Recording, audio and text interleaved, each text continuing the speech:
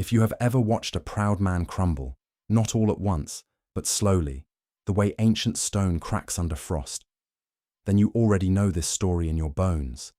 But you do not know Cedric Silverton, and you do not know Pearl Abbot, and what happened between them on a bitter Yorkshire road in the winter of 1815 is not the kind of thing that gets written into drawing-room gossip or whispered over cards at a gentleman's club. It is the kind of thing that gets carried inside a man for the rest of his life, reshaping him from the inside out, the way a river reshapes rock, not dramatically, not overnight, but completely. A beggar woman asked a duke 4 words. He rode away without answering. Then he spent the rest of the winter trying to outrun a question he could not close. This is the story of a man who believed in nothing, and the woman who made him willing to look again. If this story already has you leaning forward, do not go anywhere. Subscribe to this channel so you never miss a new tale, and leave a comment below telling me, do you believe that one question can change a person forever? I want to know what you think. The winter of 1815 settled over the Yorkshire moors like a judgment. It came without ceremony, without the golden hesitation of autumn. It simply arrived one morning and stayed, draping itself across the hills in sheets of grey that never quite resolved into proper snow, only into cold and damp, and a particular kind of silence that made a man feel that the world had turned its back on him. Cedric Silverton, the 8th Duke of Ashvale, did not notice the silence. He had been living inside his own version of it for so long that the external variety barely registered. He was 36 years old in the winter of 1815, a man in the sharp middle of his life, with the kind of face that suggested he had once known warmth and had since made a deliberate decision to refuse it. Not ugly. The word for Cedric was formidable. He moved through spaces as though he owned them, which, in most cases in Yorkshire, he did. His tenants straightened when they heard his horse. His servants moved faster in his presence. His neighbours, the few who still troubled themselves with invitations he invariably declined, had long since accepted that the Duke of Ashvale was not a man who required society. He rode out that morning not for pleasure, but because the restlessness had become unbearable again, the way it always did when the nights ran too long. The house, Ashvale Manor, all 43 rooms of it, had a way of expanding in the dark, pressing its emptiness against him until the walls felt less like shelter and more like accusation. So he rode. He rode the way other men drank, not to arrive anywhere, but to keep moving. The village of Helmswick lay 4 miles east of the manor, and Cedric had no particular business there. He told himself he was checking on the state of the stone bridge his steward had flagged for repair. He told himself a great many things that were technically true and spiritually evasive. The reality was simpler. He could not sit still, and the road demanded nothing of him. He came into the village as the market was struggling to life. Half-frozen vendors setting out their goods with the resigned efficiency of people who had long ago stopped expecting the weather to cooperate. The street was narrow, cobbled, and smelled of wood smoke and wet wool. Cedric's horse moved through it with the authority of breeding, and the villagers parted without being asked. He almost did not see her. She was seated on the steps of the old chapel, the one the diocese had closed 3 years prior, its roof half collapsed, its door sealed with a plank of wood that the elements were slowly winning against. She was small against the stone, wrapped in a coat that had once been brown and was now a colour that had given up trying. Her hands were folded in her lap. She was not shaking, though she should have been. She was simply sitting, as though sitting in the cold were a thing she had negotiated a kind of peace with. She was perhaps 23 years old. It was difficult to say. Poverty had a way of adding years to a face that youth still inhabited, and her face was one of those contradictions. Worn at the edges, but clear at the centre. Her hair was dark and escaping from a cloth she had wound around her head. Her eyes, when she looked up at him, were very steady. She extended a hand. Not begging exactly, more offering a question with her palm, the way some people offered it with words. Cedric was already moving past her when she spoke. "Do you believe in God, my lord?" He stopped. Not because the question frightened him, though something in it, reached into a place he kept sealed. He stopped because in 36 years of riding through villages, no one had ever said that to him. They said, "Good morning." They said, "God bless you." They said, "Thank you, my Lord." And they said nothing at all. They did not ask him what he believed. They did not ask him anything. He turned his horse slowly, looked down at her. She was watching him with the same steadiness. No apology in her face. No fear either, which was the part that unsettled him most. The cold was doing something to the air between them, making it feel sharp and specific. He said nothing. He looked at her for a moment that stretched longer than courtesy required, and then he pressed his heels to his horse and rode on. But the question followed him. It followed him across the bridge, which was indeed in poor repair. It followed him back through the grey fields and up the long drive to the manor. It sat across from him at dinner, in the empty chair he had never bothered to have removed. It was still there when he opened the brandy decanter, and still there when he closed it without pouring. "Do you believe in God, my lord?" No, he did not. He had not for 11 years. He had made that decision with the same cold precision with which he made all his decisions. And he did not revisit decisions. That was what made him effective. That was what made him capable of running the estate, managing the tenants, sitting through solicitors, meetings without losing his composure. He was a man who decided things and then lived inside those decisions without flinching. He was almost certain of all of this as he finally fell asleep, long past midnight, with the question still lodged in him like a splinter he couldn't quite reach. There are griefs that break a person cleanly, like a bone. You know exactly where the fracture is. You can point to it. You can say, "Here, this is the place. This is the moment. This is where everything became different." Cedric Silverton's grief was that kind. He could point to it precisely. He could tell you the date, the 14th of March, 1804. He could tell you the room, the one at the end of the east corridor at Ashvale, with the yellow wallpaper that his sister Harriet had chosen herself at age 14, because she said it looked like sunshine captured indoors. He could tell you the hour, the smell of the tallow candles, the sound of the physician's voice as it changed register from cautious to definitive. Harriet had been 22 years old.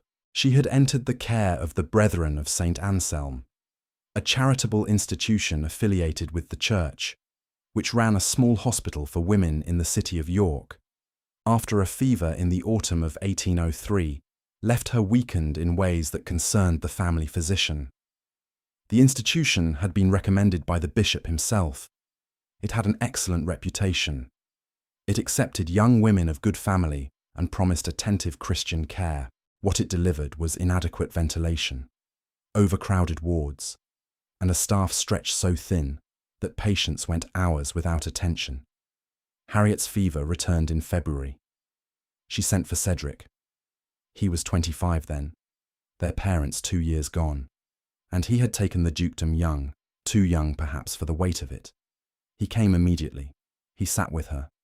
He did the thing he had been raised to believe had meaning. He prayed. He prayed with the sincerity of a man who had never had reason to doubt that sincerity was sufficient. He prayed with the confidence that comes from a life in which things have generally worked out, in which loss has been theoretical rather than present. He prayed, and he held his sister's hand, and 3 weeks later she was dead, not from the fever in the end, from a secondary infection that a more attentive nurse would have caught, from a door that was left open in a draughty corridor, from the accumulated weight of 100 small negligences, all of them sanctioned, blessed, and administered in the name of God. Cedric had sat with the empty body of his sister in that yellow room and felt something drain out of him. Not dramatically, not with tears.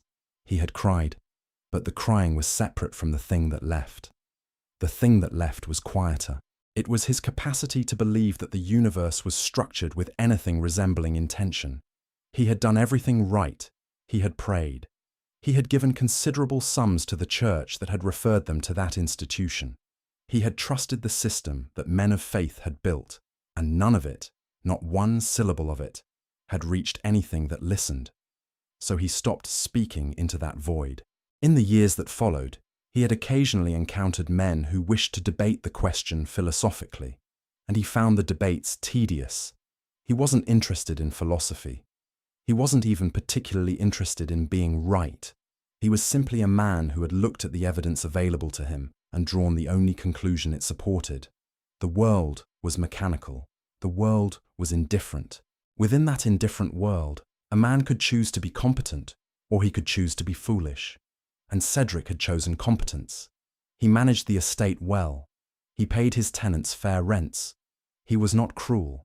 He simply was not present, in the way that people who believe in something are present. He moved through his days like a very efficient ghost, and then a woman on the steps of a closed chapel had asked him, with genuine curiosity and no discernible agenda, whether he believed in God. And something in him had lurched sideways in a way he found profoundly irritating. He saw her again 4 days later. He had not been looking for her. He had, if anything, been deliberately not thinking about her, which is a different thing from forgetting. It requires active maintenance, and the maintenance itself keeps the subject present. He had attended to his estate business with extra thoroughness that week, going over ledgers that needed no revision, inspecting tenant cottages that were perfectly sound, finding tasks for himself in the way a man does when he is avoiding the sensation that he is waiting for something without knowing what. He rode into Helmswick on a Thursday because his steward had asked him to approve the bridge repair agreement in person, and the mason's premises were in the village. It was mid-morning, and the cold had gentled slightly into something merely bleak rather than punishing. He conducted his business efficiently. He was on his way back through the market street when he saw her. She was standing at a bread stall, not buying. She did not appear to be capable of buying anything, but speaking with the baker's wife in a manner that was not begging. They were having what appeared to be an actual conversation, the kind with pauses and responses and occasional expressions that shifted on both sides. The baker's wife laughed at something Pearl said. Then she handed her a small loaf, and Pearl received it with both hands, and a gravity that turned the receiving into something almost ceremonial. Cedric watched this from across the street for longer than was appropriate. There was something in the exchange that he couldn't quite classify. Generosity was common enough, but the dynamic between them was unusual. Pearl was not receiving charity as charity. She was receiving it as though it were an exchange of a kind he couldn't identify, one in which she was giving something back even as she took the bread. She turned and saw him. For a moment they simply looked at each other across the busy street, with vendors and horses and the general noise of a Yorkshire market, morning passing between them. Her expression did not change into embarrassment or apology. Neither did it become challenging. It was simply the same expression she'd worn before, steady, unhurried, entirely itself. He crossed the street without quite deciding to. She watched him come. He stopped a few feet from her, close enough for conversation, far enough for dignity, though whose dignity he was protecting he wasn't certain. She waited. "You asked me a question," he heard himself say.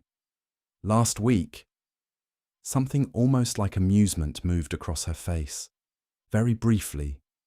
"I did, my lord. You rode away without answering. I am aware of that. Then perhaps you've come back to answer." It was said without provocation, without performance, with the same quality of directness that the question itself had possessed, a kind of fearlessness that came not from strength, exactly, but from having very little left to lose.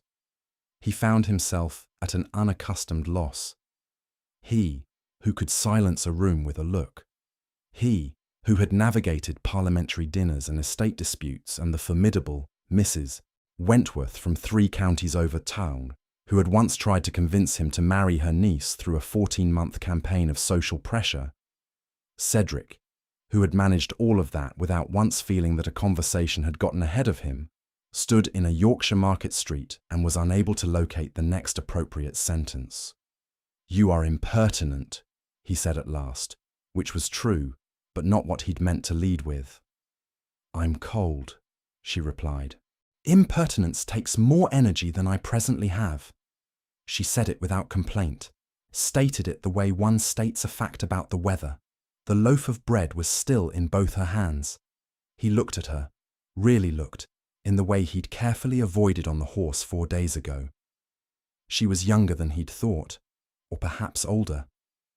23, he decided. Perhaps 25. She had the quality of someone who had been through a great deal and had declined to be defined by it.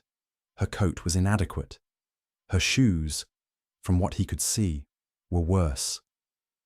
And yet she stood there in front of him with something in her bearing that he could only call composure, and it was the particular kind of composure that cannot be performed, only cultivated, over a long time, from the inside out. "Where do you sleep?" he asked, which surprised them both, a small pause. "Various places, my lord. The church vestry when Reverend Mills leaves the side door unlocked, which is most nights. He is a kind man. And when he is not kind, he is always kind. He sometimes forgets, which is a different thing." Cedric looked at her for another moment.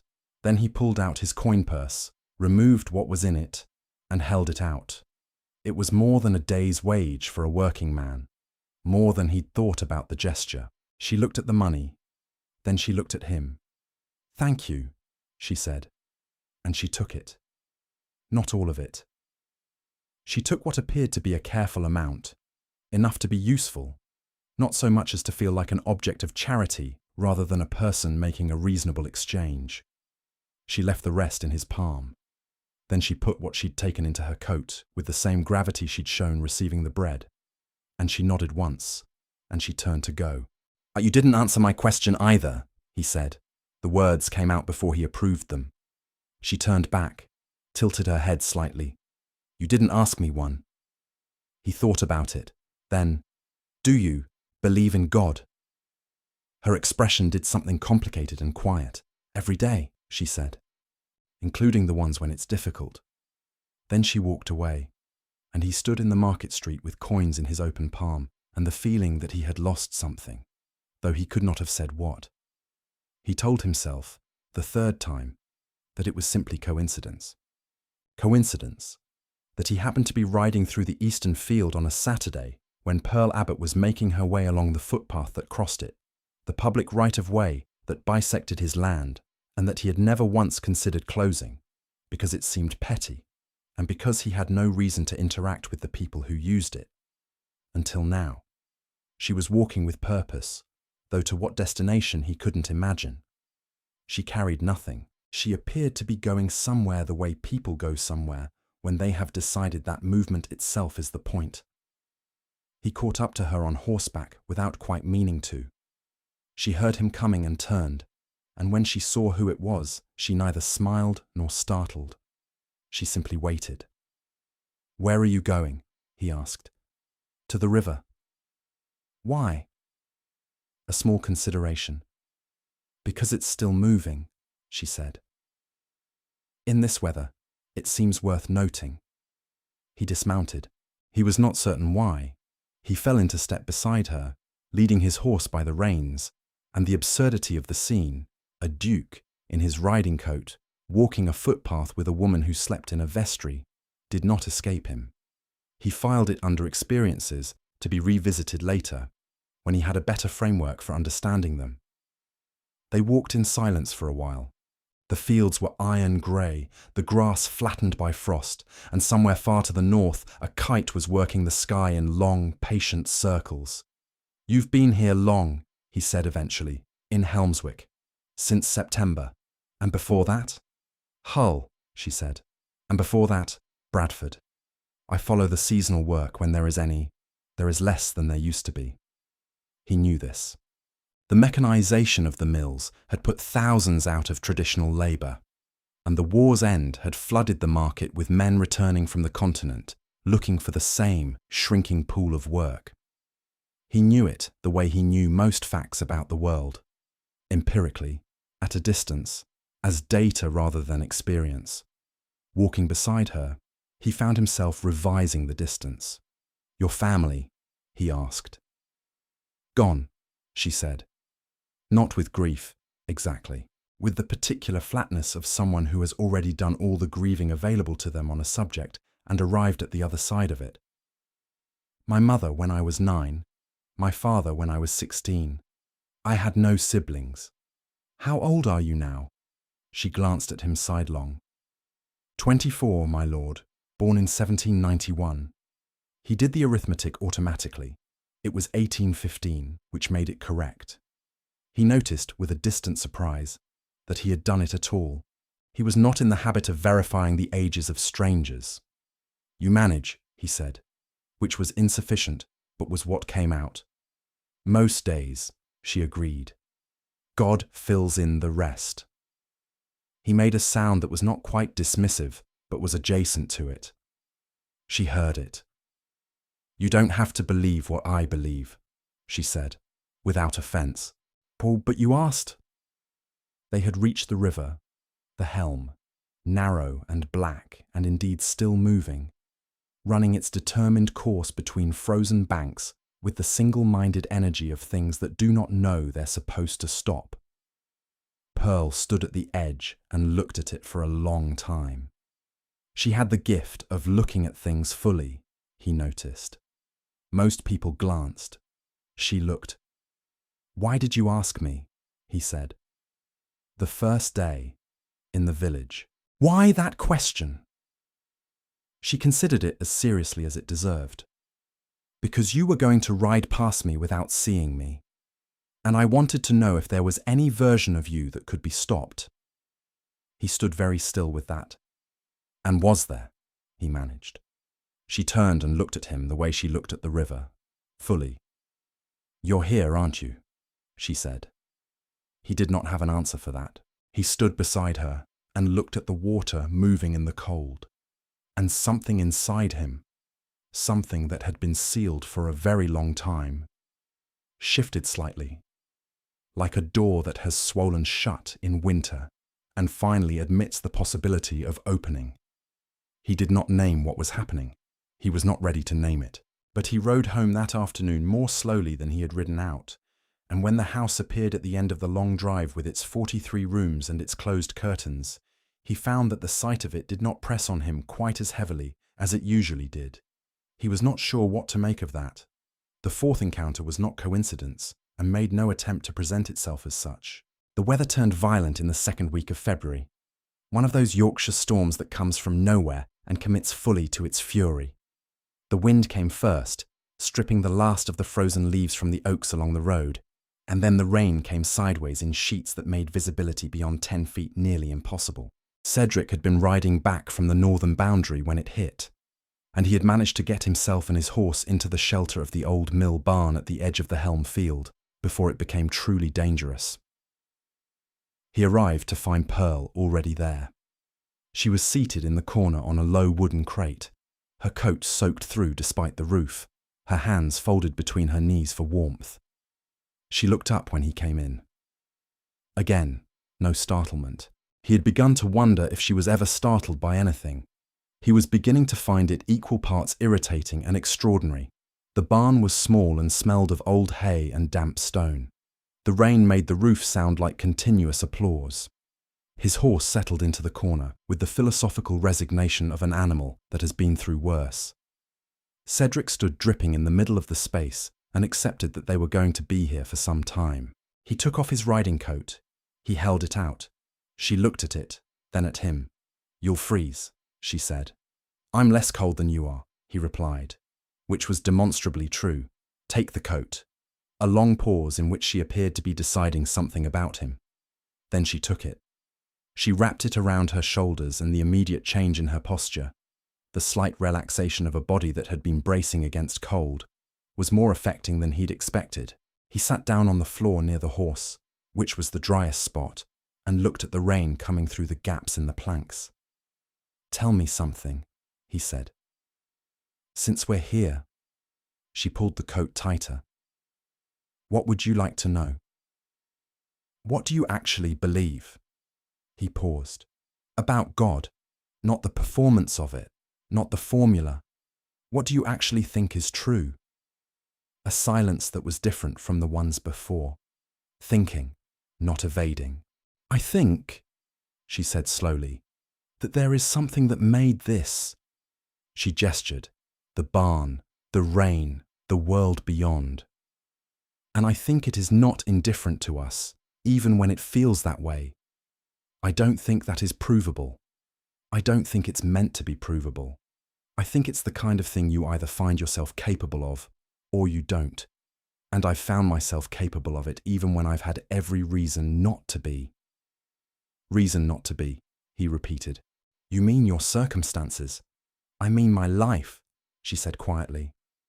9 years old, 16 years old, every winter since. Yes, I've had reason not to believe in anything. And yet, a pause. What about you, my lord? What happened? He had not expected the question to come back around. He had thought he was the one asking. He looked at the rain for a long time. His sister's name rose up in him the way it always did, Harriet, and with it the yellow wallpaper and the physician's voice, and the 11 years of silence he had filled up with ledgers and efficiency, and the kind of life that does not require him to feel anything he has not approved in advance. My sister, he said. She died under the care of a church institution, 11 years ago. She was 22. Pearl said nothing. I had prayed, he continued, and the word felt strange in his mouth, like a word in a language he used to speak. I had prayed with genuine conviction, and she died anyway, slowly and badly, and while people who were paid to look after her looked after other things instead. And I decided, he stopped.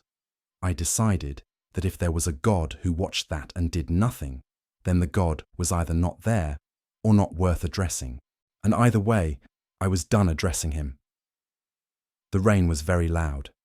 Pearl was quiet for so long that he thought she might not respond at all, and then she said something he hadn't anticipated. I'm sorry about your sister. Not a theological counter-argument. Not the gentle redirection toward faith that he had braced for. The kind that usually came with phrases like God's mysterious ways and what we cannot understand. Just the acknowledgement, simple and direct, aimed precisely at the thing he'd actually said. He felt something in his chest do something uncomfortable, something that resembled the early stages of grief, which was peculiar because he thought he had finished all of that a decade ago. She was funny, he said, without planning to. Harriet, she was... He stopped, looked at the floor. She chose yellow wallpaper for her room because she said it was sunshine you could live inside. That is the kind of thing she said. Pearl was watching him, not with pity. With the same full attention she gave everything. He was discovering, among the most disarming things a person could offer, to be looked at without agenda. She sounds extraordinary, Pearl said. She was 22 years old, he said. She had not had time yet to be anything except the beginning of something. And then, entirely against his will and all his years of careful management, Cedric Silverton did something he had not done in 11 years. He did not weep. That would come later, privately, in the way that private men process private things. But his face did something shifted in it, cracked open along a seam that had been sealed since March of 1804, and whatever came through was not grief so much as the undone version of grief, the raw place where it had originally happened and then been immediately covered over. Pearl looked at him across the small barn and said nothing, which was precisely right. She had the wisdom not to reach toward it. She simply let it be present. They sat with the storm for another hour and a half. Eventually, they talked of other things. The village, the moors, a hawk she had watched hunting the day before. By the time the rain eased to something navigable, something had changed in the space between them. Not dramatically. Not in a way either of them was prepared to name. But the walls were different. More of the actual people behind them were visible. When the rain stopped, she gave him back his coat. He took it. She thanked him, simply. He said she was welcome, with a stiffness that was the last reflex of old habit. She smiled at this, a real smile, brief and warm, and walked out into the wet field. He stood in the doorway of the barn and watched her go, and it occurred to him that he did not know where she was going. He did not know if she had eaten. He did not know if the vestry would be unlocked tonight. He stood there with all of that not knowing for a long moment. Then he went home. But the not knowing stayed.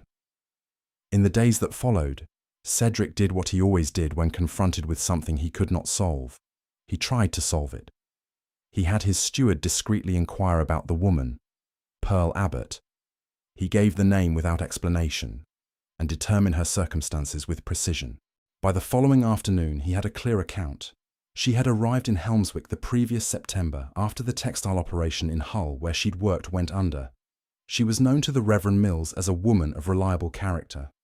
She assisted the baker's wife occasionally in exchange for food. She did small mending work when it was available. She was solvent, after a fashion, which was to say, she had not yet reached the threshold below which solvent ceases to apply.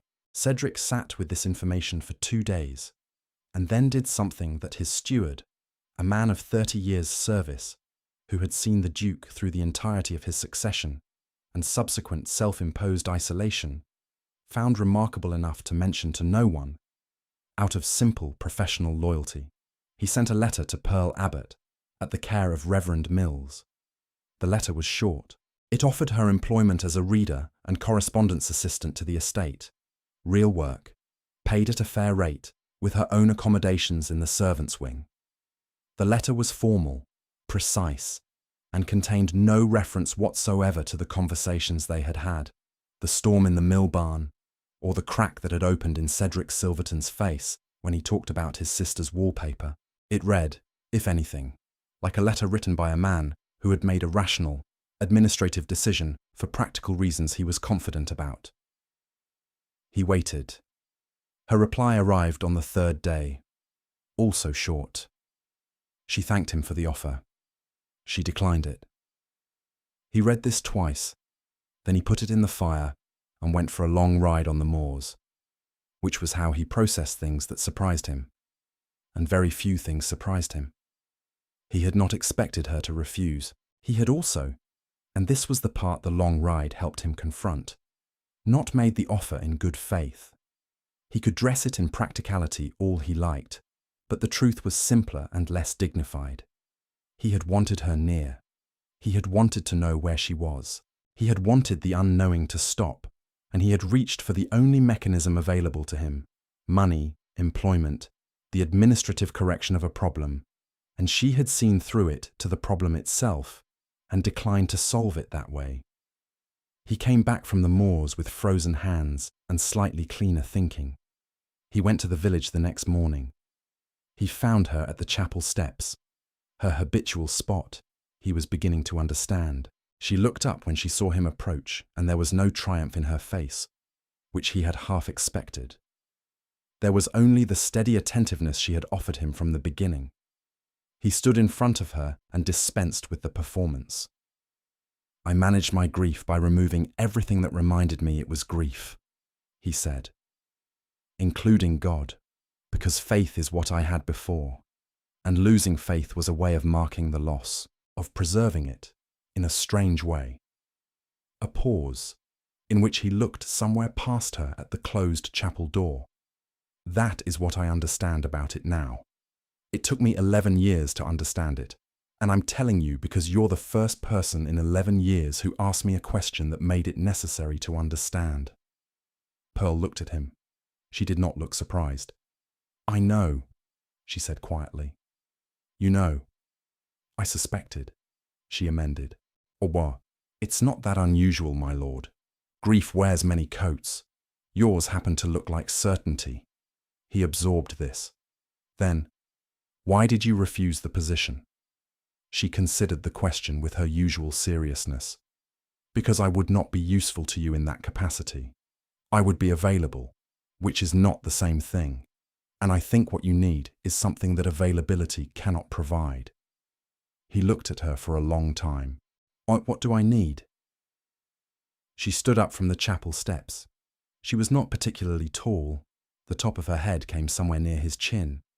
But she looked at him with an evenness that levelled the distance between them more effectively than any argument.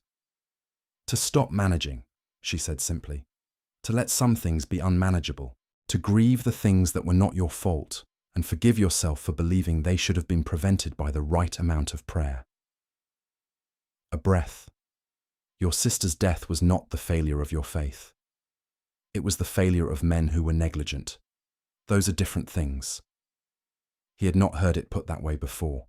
He had not, in 11 years, found anyone to put it any way at all, because he had not told anyone. He had sealed it and called it a decision and moved on.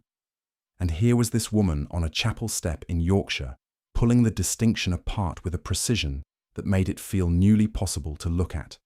He said nothing for a while. "I can't offer you employment," he said at last. "And I won't. You were right to refuse it." He paused. "But I find that I would like to continue talking to you, if that is acceptable." Pearl Abbot looked at him with something that was warm and careful all at once. "I find that I would like that too," she said, and that was how it began. Not with a declaration, not with any of the formal machinery of connection that his world offered. Just two people in a cold village agreeing to be honest with each other, which was, as beginnings go, more than most. February moved through its dark middle and into its hesitant close, and Cedric Silverton changed, not all at once, and not in any way his steward or his solicitors or the neighbours who still occasionally sent invitations could have pointed to precisely. He attended his business with the same efficiency. He did not suddenly become gregarious or attend the local assemblies or do any of the things that a man undergoing transformation in a novel might be expected to do. What changed was interior, and therefore hard to account for. He noticed things. He had always been observant. It was part of the competence he'd built himself around. But observation had been instrumental, aimed at problems and solutions. He found himself now observing things that had no immediate utility. The way the light changed on the moors in the late afternoon, going from pale silver to something almost amber before it gave up entirely. The noise that a fire makes in the minutes before it needs feeding, a kind of internal settling. The expression on his steward's face when Cedric said thank you and meant it, which was, he registered this with some shame, visibly unexpected. He rode to the village 3 times that week. Not always to where Pearl was. Sometimes just to ride through a place where she existed, which was its own kind of ridiculous thing that he did not examine too closely. When they did speak, at the chapel steps, along the footpath, once at the edge of the Helm River again, their conversations had taken on a different quality from the early encounters. There was still the same frankness, but there was texture beneath it now. She told him about her father, who had been a schoolmaster before the school closed. She told him about learning to read at 4 years old because her father had no patience for waiting, and she had had no resistance to books. She told him about the particular quality of hunger, not dramatic starvation, but the grinding ordinary kind, and how it changed the way you thought about things, narrowed your focus to the immediate in a way that could be clarifying, actually, when you stopped fighting it. He listened in the way she had taught him to listen, which was without preparing his response while she was still speaking. It was harder than it sounded. He was a man accustomed to processing information and producing answers. Sitting with something while it was still unresolved was not a skill his life had required of him before. He told her about Harriet. More, this time. The specific stories. The way she had argued, very effectively and at length, for the right to name the manor's cats. The collection of bad amateur watercolours she'd made and displayed without embarrassment in her own room. Her habit of reading aloud to whoever was in the room regardless of whether they had expressed interest. The way she had laughed, which had been sudden and unguarded and slightly too loud for polite company, and which had been one of the things about her that Cedric had found most reliably wonderful. He had not spoken Harriet's name this many times in 11 years combined. He told Pearl about the night before Harriet entered the institution, how they had sat up late together in the library, how she had made him read poetry aloud because she said his voice did the words justice even when he was unconvinced about the poems, and how somewhere around 2 in the morning she had fallen asleep in the chair, and he had put a blanket over her and stood for a moment looking at her with a feeling so large and unguarded that he had not known what to call it at the time. He knew now, of course. He had known for 11 years, in the sealed way. But saying it aloud, saying that it had been love, the ordinary fierce love of a brother for a younger sister who was also his friend, his ward, the last of his family, it did something. It moved in him in the way that things move when they have been stationary too long. Pearl had listened to all of this without rushing him, without the small consoling sounds that people produce when they are waiting for you to finish so they can say the reassuring thing they have already prepared. She had simply been there, present and receiving. And when he ran out of words, she had looked at the river for a while, in the companionable silence of someone who understands that grief is not a problem to be talked out of, but a country to be walked through. Something in him was loosening, not dramatically, nothing that felt like breakthrough, nothing that announced itself. More like ice at the very edge of a frozen river, just at the margins where the water moves, that begins in early spring to surrender, not all at once, but piece by piece, particle by particle, until the movement is impossible to deny. Pearl received his stories with the same quality she brought to everything, complete presence. She asked questions that were not intrusive, but that showed she was paying attention. She offered, occasionally, small things from her own life that rhymed with what he'd said, not to redirect attention to herself, but to make him feel less alone in the territory. She told him about her father's final months, how he had refused to be angry at what was happening to him, how that refusal had seemed to 16-year-old Pearl like weakness, and how she had come, over the years since, to understand it as an act of extraordinary will, the choosing not to be consumed by what consumed you, the daily recommitment to something beyond the immediate injury. He did not know when he began to dread the end of these conversations. He noticed it when it was already established, a kind of reluctance when the light began to fail, when she would make the small preparations that signaled she was about to take her leave. He found himself extending questions, finding things he had not yet said, looking for the thread that would keep the conversation going a little longer. He knew what this was. He was not a man who fooled himself about the nature of his own emotions. He had simply, with some care, avoided having them for a considerable time, and they had apparently not agreed to stay avoided indefinitely. He found that this did not terrify him the way he would have expected. Instead, it produced a kind of complicated tenderness.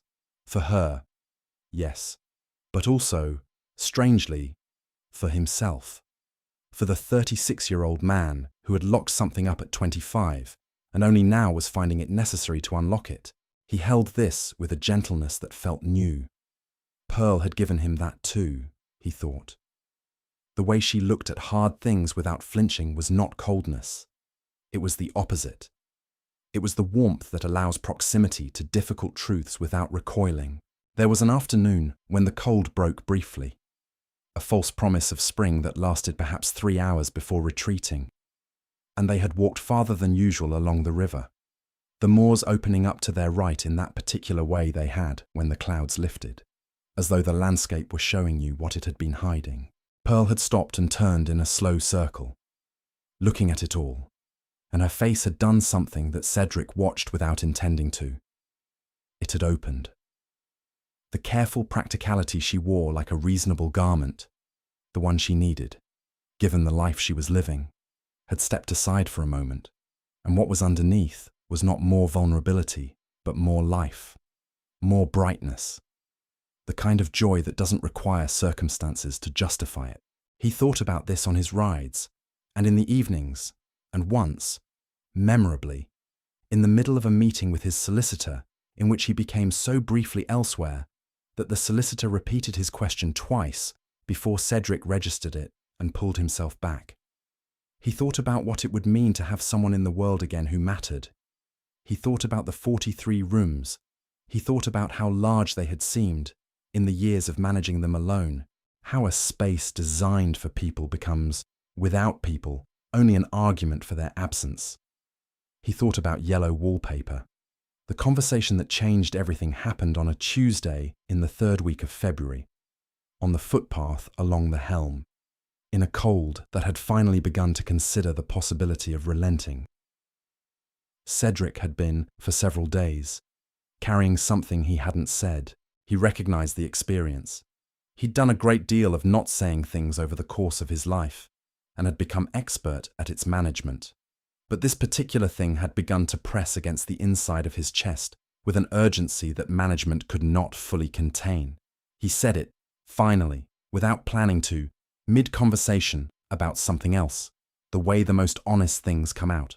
"I am afraid," he said, "that what I feel toward you is becoming very clear to me and would be profoundly inconvenient to act upon." Pearl stopped walking. He stopped with her. They stood on the footpath in the grey morning, with the river audible somewhere below them. She was looking at him with the expression he had come to understand was her most serious one. Not grave, exactly, but very present, entirely there. "I know," she said. He looked at her. "You've been managing it," she continued, "in the same way you manage everything, carefully. I've been watching you." "Have you?" he said, not a question. "Yes." A pause. "I should tell you, I am not unaware of what I feel either. I want you to know that I am not oblivious to this, and I am not playing a game, and I am not going to perform confusion I do not have." He stood very still. This kind of directness was still, even now, something he had to consciously receive rather than reflexively armor against. "Then what are you going to do?" he asked. Pearl turned and looked at the river below, the way she did when she was thinking seriously. He waited, because he had learned to wait. "I'm going to leave Helmswick," she said. "Soon, when the weather turns." He felt the words land. He felt the specific quality of the landing, not surprise, because some part of him had known, but loss, genuine and sharp, the kind that announces itself by how unexpectedly much it hurts. "Because of this," he said. "Not only because of this," she turned back to him, "though partly, because I can see what we are to each other, and I can also see what the world would make of it, and the world would be very unkind. And I don't think that unkindness would be good for you, and I think what you have begun is too important to subject to that." "What I have begun?" "Your grief," she said simply. "You've started to carry it instead of seal it. That is not a small thing. That requires time and quiet and forgiveness, the kind that happens slowly." She paused. "I don't want to become a distraction from that, or a complication that makes it harder." He looked at her for a long time. He wanted to argue. He had the arguments available, the rank, the resources, the practical capacity to solve the problem of what the world would think with sufficient determination. He was a duke. He had the power to make many things possible that seemed impossible. But she was not talking about the practical problem. She was talking about him. And the particular kind of honesty she brought to everything would not be met with less. "You are not a distraction," he said. "You are the reason I started." She looked at him with something that was very full and very quiet. "I know," she said, "and that is exactly why I need to let you continue without me." The generosity of it was almost more than he could bear. She was giving him something by leaving. She understood his need better than he did. And she was acting on that understanding rather than on what would be easier for her. He knew, looking at her, that it was not easy for her either. The steadiness in her face was not absence of feeling. It was feeling, held with extraordinary care. He reached out and took her hand. Both of them looked at this, the fact of it. And then he brought it up and held it for a moment in both of his, and she let him. "Thank you," he said. She didn't ask for what. "Tell me one thing," he said. "What you said to me, that my sister's death was not the failure of my faith, that it was the failure of men. Do you believe that fully?" Pearl looked at him steadily. "Yes," she said, without reservation. He held that, held her hand for one more moment. Then, Gently, he let it go. She left on a Thursday in the first week of March, 1815. He knew because Reverend Mills, who had appointed himself something between a guardian and a chronicler where Pearl Abbot was concerned, mentioned it to Cedric's steward, who passed it along with the studied neutrality of a man who understood that his employer's private affairs were precisely that. Cedric did not go to see her off. He understood, with a clarity she had helped give him, that going would be for him and not for her. And the gift of their entire acquaintance had been the practice of doing things for the right reason rather than the manageable one. He rode out to the moors instead, very early in the morning, when the light was thin and the ground was hard underfoot, and his breath made brief white shapes in the air that vanished before he could look at them directly. He rode to the high point of the estate's northern boundary, a rocky outcrop from which you could see, on a clear day, the long fold of the valley, and beyond it, the greater moors rolling northward until they blurred into sky. He sat his horse on that outcrop, and he thought about Harriet. Not with the sealed, managed version of that thinking he had practiced for 11 years. He let it come fully.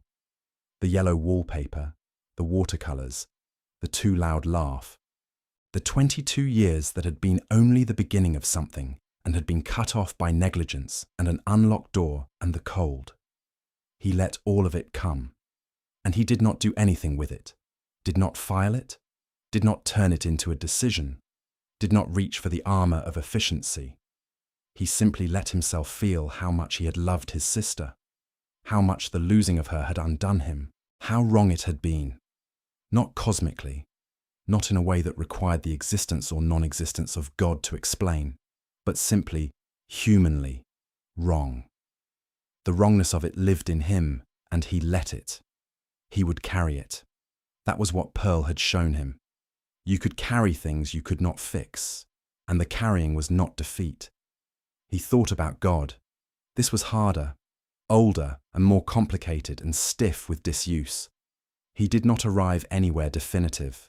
He did not feel, sitting on the moor in the cold, the sudden rush of recovered faith that stories sometimes promise. What he felt was quieter and more useful. The possibility of the question without the requirement of the answer. The willingness to hold it open. For 11 years he had solved the question by closing it. Pearl had spent her whole difficult life keeping it open anyway. And she was, he had no better word for it, the most grounded person he had ever met. He could learn from that. He intended to. He sat on the outcrop until the cold became persuasive, and then he rode back down to the valley. The manor appeared at the end of the drive, as it always did, with its 43 rooms and its closed curtains. He looked at it for a moment. Then he called to the groom who came to take his horse, and he went inside and told Mrs. Haddon, the housekeeper, that he would like the curtains opened in the east wing, all of them. Mrs. Haddon looked at him with 30 years of carefully managed servant's discretion. All of them, Your Grace. All of them, he said. And if there is yellow wallpaper anywhere in that wing, I would like it to remain. He went to his study and sat at his desk. He took out a sheet of paper and he wrote a letter to the Diocese of York, the same institution, updated in its leadership, that had been responsible for the hospital where Harriet died. He wrote a precise and well-documented account of the conditions at the Brethren of St. Anselm in 1803 and 1804, the deaths that had resulted from negligence, and his intention to pursue formal accountability through every channel available to a duke with patience and solicitors. He had tried this once before, in 1805, at the height of his grief, and been deflected with ecclesiastical smoothness. He was, at 36, considerably harder to deflect. He was not doing it because God had told him to. He was doing it because Harriet deserved it, and because Pearl had made it newly possible for him to act from love rather than from the sealed, airless place where he'd been living. He sent the letter. Then he poured himself a glass of water, not brandy, water, and went to stand at the newly uncurtained window of the east wing, where the afternoon light was coming in for the first time in longer than he could specifically recall. And he looked at it for a long time. Somewhere in Yorkshire, Pearl Abbot was on a road. He didn't know which one. He didn't know where it led. He hoped it led somewhere warmer, eventually. He hoped the right doors were unlocked when they needed to be. He thought, I will not forget this. I will not seal this up and call it a decision. He thought, she asked me a question, and I rode away, and then I kept coming back. And what I came back to, in the end, was myself. He put his hand flat against the cold glass of the window, feeling the outside through it. The moors in the distance were vast and grey and still, but the light was in the room. There is a version of this story that ends with a declaration, with a galloping horse and an intercepted road, and a woman turning to find a duke in the mud, out of breath, having finally figured out what he wants to say. There is a version where the wallpaper is repainted and the 43 rooms are filled and the question gets a proper answer. This is not that version. In the weeks and months that followed Pearl Abbot's departure from Helmswick, Cedric Silverton did not become a different man. He became a more complete version of the same one. He opened the curtains, literally and otherwise. He resumed correspondence with a handful of people he'd let go quiet over the years. He rode the moors and let himself notice what he saw. He visited his tenants with a consistency that they were careful not to remark upon too directly, because the Duke of Ashval did not invite sentiment, but that they noticed and appreciated. He pursued the diocese with the patient tenacity of a man who has nothing to prove and every reason to persist, and by summer had extracted both a formal acknowledgement of the conditions that had existed at the hospital and the establishment of a fund, modest but real, for the families of women who had died under institutional care during that period. It was not justice exactly. It was the closest available thing, and he took it with both hands. He thought about Pearl often, not obsessively, not with the particular sweetness of yearning that can, if cultivated too carefully, become its own sealed room. He thought about her the way you think about something that taught you how to see, with gratitude that exists alongside its own resolution. He had not tried to find her. He understood that she had given him something by going, and that trying to recover what she'd given was not the same as honouring it. Reverend Mills told him, some weeks after her departure, that she had gone south, Leeds, he believed, where a woman of her intelligence and her particular quality of attention might find steadier work than Helmswick could offer. Mills said it with the careful neutrality of a man who had decided that the Duke's business was the Duke's own, and Cedric received the information the same way. He held it. He did not act on it. But he thought of her walking into a city. He thought of her in a room that was warmer. He thought of the baker's wife in the market, laughing at something Pearl had said, and he hoped there were other bakers' wives in Leeds. He hoped the doors opened when they were supposed to. He hoped, and this surprised him, because it was a kind of hoping he had long since stopped allowing himself, that she was well, that the road had been kind, that whatever she carried it the way she carried everything, steadily, and with that inexplicable, unearned, magnificent faith that the carrying was worth it. He did not know if he believed in God. He knew that the question was open. He knew that he was capable of holding it open now, without the holding hurting him. He knew that somewhere in Yorkshire, a woman with no coat and a loaf of bread in both hands had asked him whether he was the kind of person who could be stopped, and that the answer, it turned out, had been yes.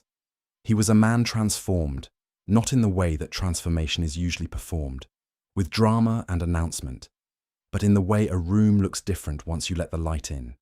The furniture is the same, the walls are the same, but something has changed about what it feels like to be inside it. In the spring of 1815, Cedric Silverton stood at the uncurtained window of Ashvale Manor and watched the moors come back to colour after a long winter. And he felt something he had not felt since he was 25 years old. He felt present, here, in his own life, in his own body, in the world as it actually was, rather than the managed, sealed version of it he'd been inhabiting. It was enough. It was, in fact, more than enough.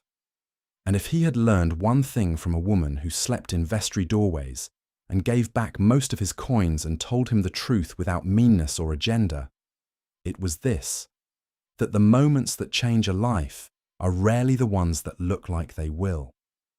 They are often small. They often happen on cold streets to tired people who have other things to be doing.